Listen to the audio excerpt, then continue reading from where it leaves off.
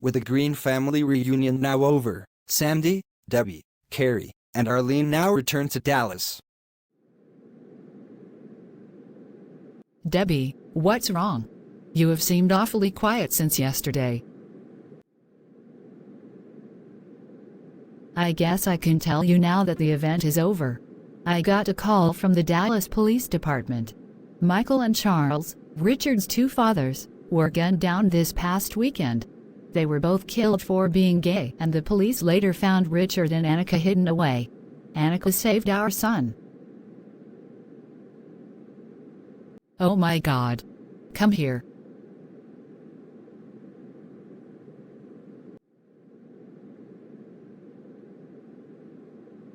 It looks like Carrie, Richard and I may be returning to the town once more.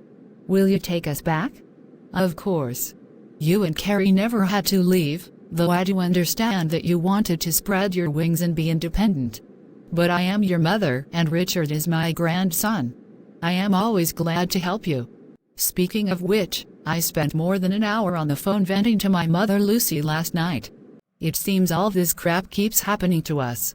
First, Debbie's father is gunned down in a mass shooting, along with his fiancée and her 5 kids. Now we have lost both of Richard's gay fathers. There is so much hate in the world, so much violence, so much pain. And we can't seem to stop it. I know. It's always been that way for as long as people have existed. All we can do is help the victims of violence and hate heal from their pain. Speaking of which, Vicky has befriended a blind girl at her church, Hermine. She is actually sleeping over with us now. She and Vicky have opened up to each other about their past abusers. The 4 of us had a long talk about those things.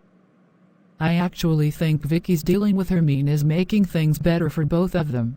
Vicky says she is no longer haunted by the memories of what her birth mother did to her. Vicky is not disabled like Hermine. And they are learning from each other. I sometimes wonder what my life would have been like if I had never met Debbie. She completes me like no one else ever could. When one of us suffers, we support each other.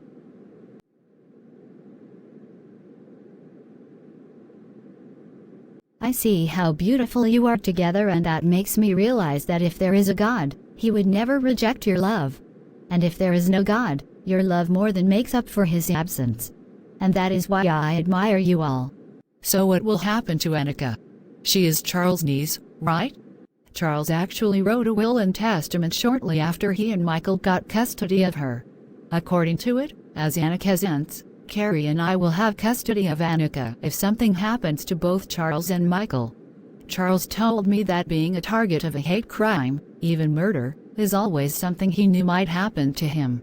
It seems like a strange coincidence that the killer who shot Charles and Michael attacked them while Carrie and I were gone. Otherwise, all 4 of us might have been killed. And so Richard would now be an orphan. Several hours later, Debbie and Carrie arrive at the police station in Dallas to reunite with their son.